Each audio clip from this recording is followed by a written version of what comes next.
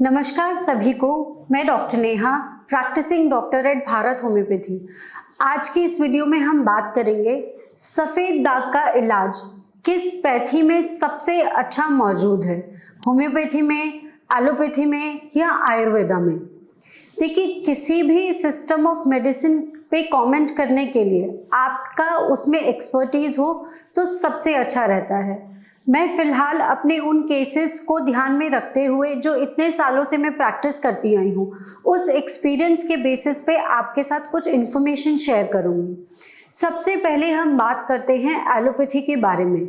जहाँ तक चर्म रोग विटिलिगो का सवाल है, एलोपैथी में अब तक उसमें कोई भी सक्सेसफुल ट्रीटमेंट अवेलेबल नहीं है, क्योंकि ये एक ऑटो इम्यून डिसऑर्डर कंसिडर किया जाता है। तो सो फार एलोपैथी में इसका कोई पुख्ता इलाज नहीं है। अब अगर एलोपैथिक प्रैक्टिशनर्स इस केस को डील करते हैं तो उनका लाइन ऑफ मेडिसिन क्या रहता है, लाइन ऑफ ट्रीटमेंट क्या रहता है, वो हम डिस्कस करेंगे। सबसे पहले पेशेंट्स को मल्टीविटामिन्स दिया जाता है, जो कि एक अच्छी चीज़ भी है, क्योंकि ऐसे केसेस में ये ध्यान रखना बहुत ज़्यादा ज़रूरी होता है कि पेशेंट को किसी भी तरीके की कोई भी डेफिशिएंसी ना हो, यानी कि कैल्शियम और विटामिन D3 की डेफिशिएंसी ना हो, या vitamin B complex, B6, B12 इन सब की शरीर में कमी ना हो। साथ ही साथ आयरन और फॉलिक एसिड्स के टैबलेट्स दिए जाते हैं, और अगर रिक्वायरमेंट होती है तो माइक्रो न्यूट्रिएंट्स जैसे कि कॉपर, जिंक और सेलेनियम, इन सब की मेडिसिन भी दिया जाता है। हालांकि ये सारी मेडिसिन एक सपोर्ट के तौर पे काम करती हैं। ये दवाइयाँ किसी भी तरीके से आपके विटिलिगो को जड़ से ख़त्म नहीं करती हैं। अब हम बात करते हैं इससे नेक्स्ट स्टेप के बारे में। अधिकतर कई बार ऐसा देखा गया है, एलोपैथिक प्रैक्टिशनर्स इस प्रॉब्लम को ठीक करने के लिए स्टेरॉइड्स देते हैं। स्टेरॉइड्स एलोपैथी में लास्ट रिजॉर्ट कंसिडर किया जाता है, यानी कि अगर आपके पास अब कोई भी ऑप्शंस अवेलेबल नहीं है तो फाइनली डॉक्टर स्टेरॉइड्स का यूज़ करते हैं।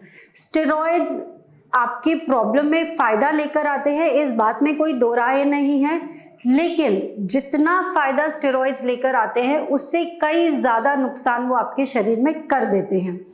इतने सालों की प्रैक्टिस के बाद हम भारत होम्योपैथी में इतने पेशेंट से डील करते आए हैं, और हमारे पास कई पेशेंट्स ऐसे आते हैं आफ्टर इफेक्ट्स ऑफ स्टेरॉइड्स के, यानी कि जो पेशेंट्स बहुत लंबे सालों से स्टेरॉइड्स का इस्तेमाल करते हैं, उनके शरीर पे क्या नेगेटिव इम्पैक्ट आता है वो हम देखते आए हैं। जैसे कि लिवर में चेंजेस आ जाना, वज़न का बढ़ जाना, या फीमेल है तो हार्मोनल इम्बैलेंस हो जाना, अनवांटेड हेयर आ जाना, ये सारे हार्मफुल इफ़ेक्ट्स होते हैं स्टेरॉइड्स के।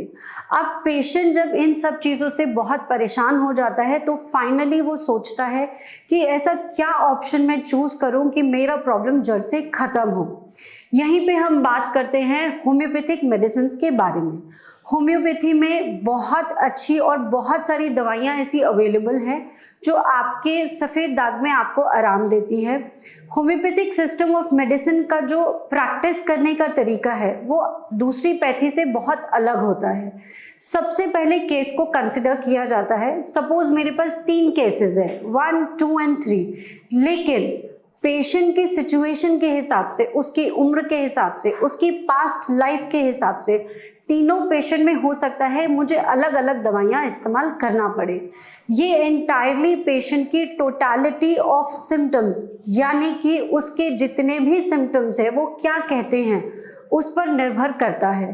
हम पूरी केस हिस्ट्री कंसिडर करते हैं, पेशेंट की उम्र क्या है, पेशेंट का पास्ट लाइफ एक्सपीरियंस कैसा रहा है, फिजिकल और मेंटल दोनों। फैमिली हिस्ट्री कंसिडर करते हैं कि इस तरीके का चर्म रोग उसके खानदान में किसी को तो नहीं रहा है, और अब तक वो क्या दवाइयाँ इस्तेमाल करता है, इसका उसका क्या पॉजिटिव और नेगेटिव इम्पैक्ट शरीर पे रहा है।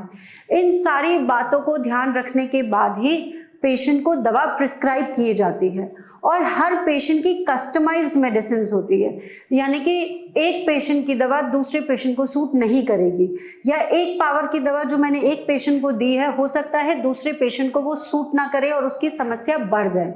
तो सबसे इम्पॉर्टेंट बात है, किसी भी होम्योपैथिक मेडिसिन को बिना किसी एक्सपर्ट की सलाह के बिना इस्तेमाल ना करें। अब आती है आखिरी बात, जब पेशेंट पूरी तरह मान लीजिए ठीक हो गया है, जितना भी समय लगा, अगर ठीक हो गया तो दवा को कभी भी अपनी मर्जी और बिना सलाह के बंद नहीं किया जाता है। हमेशा दवा को टेपर ऑफ किया जाता है, यानी कि अब मान लीजिए मेरे पास एक पेशेंट है जो कि 3x या 4x की पावर यूज करता था। अब मेरा काम है, जब पेशेंट पूरी तरह ठीक हो गया तो हम उसकी दवा की पावर को कम करते हैं और ग्रेजुअली उसको रिड्यूस करते हैं। और जब हम भारत होम्योपैथी में केस को कंक्लूड कर देते हैं कि अब आप पूरी तरह ठीक हैं, तभी आप दवा छोड़िए, नहीं तो कभी कभी समस्या थोड़ी बहुत 1% 2% वापस आ सकती है। तो डॉक्टर की सलाह के बाद ही आप अपनी दवा को पूरी तरह बंद करिए। अब हम बात करते हैं आयुर्वेदिक सिस्टम ऑफ मेडिसिन के बारे में।